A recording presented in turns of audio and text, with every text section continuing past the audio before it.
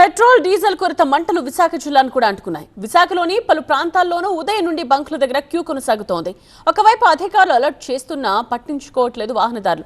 Petrol diesel కోసం భారం తీరుతుండటంతో బంకుల్లో రద్దీ పరిస్థితులు నెలకొన్నాయి. విశాఖలోని పెట్రోల్ బంకుల దగ్గర తాజా పరిస్థితి ఏంటో మా సీనియర్ కరెస్పాండెంట్ ఖాజా అందిస్తారు.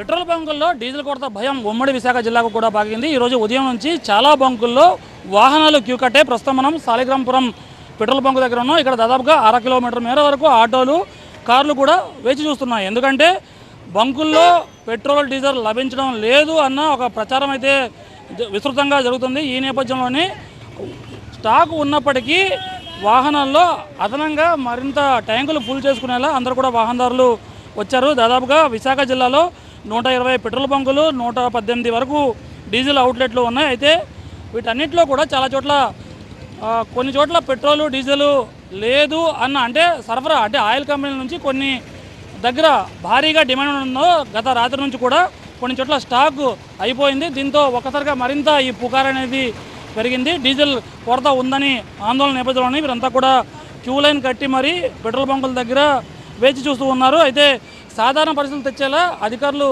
చర్యలు చేపడుతూ ఉన్నారు. ఎవరైనా సరే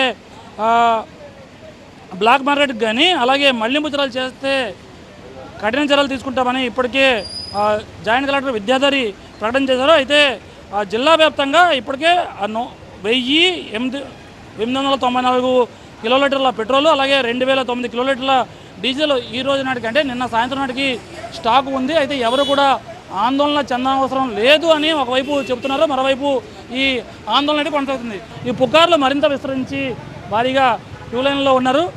బ్రదర్, మీరు ఎక్కడి నుంచి వచ్చారు? ఇంతకుముందు ఎక్కడైనా అంటే వేరే బంకులు ట్రై చేశారా? మీరు ట్రై చేశానండి, 3 బంకులు ట్రై చేశాను. మూడు బంకులు ట్రై చేశానండి. అక్కడ కూడా ఫుల్ లైన్ ఉంది, అందుకే ఈ బంక్ వచ్చానండి. నేను ఏమంటారు, గంట సేపు నుంచి వెయిట్ చేస్తున్నాను అమ్మ లైన్లోనే చేస్తున్నా సరే. అలాగే ఇప్పుడు ముందు 30 నెంబర్ అండి అది ఇందాక, అలా గంట వెయిట్ చేస్తే ఇప్పుడు ఇక్కడ జరిగింది అది ముందుకి. ఓకే, అది కేవలం ఈ వాహనదారులే కాదు, ఒకవైపు బైకులు మరోవైపు 4 వీలర్లు కూడా భారీగా వచ్చే పరిస్థితి మనం స్పష్టంగా చూస్తున్నాం. మరికొంతమంది వాహనదారులు ఉన్నారు. చెప్పండి, అంటే ఇక్కడ లైన్ ఎందుకు ఇంత ఎక్కువ? ఏమో సార్ తెలియదండి. తెల్లవారు వచ్చేసరికి ఆల్రెడీ గంట సేపు వెయిట్ చేస్తాం. ఒకరిని చూసి ఒకరు వచ్చేస్తున్నారు. అదేం తెలియదు. కాకపోతే ఆయిల్ కూడా సప్లై లేదు కదా. ఉన్నట్టయితే ఇంత వెయిటింగ్ ఉండదు కదా. అంటే ఈ బంకులో పెడుతున్నారు కదా, మరి ఈ బంకులో ఇలా జరుగుతుంది. మరి మిగతా బంకులు ఎలా ఉన్నాయి మాకు తెలియదు. తెల్లవారు ఇదే రావడం గంట సేపు అవుతుంది, లైన్లో వెయిట్ చేస్తాం. మీ దాంట్లో డీజిల్ ఉందా? ఆల్రెడీ ఉంది, ఒక 3 పాయింట్లు. మళ్ళీ ఎందుకు వస్తారు? మరి మాకు తిరగాలి కదా, కొరియర్ కదా, ఎక్కడికి వెళ్తామో తెలియదు, అందుకోసం అని.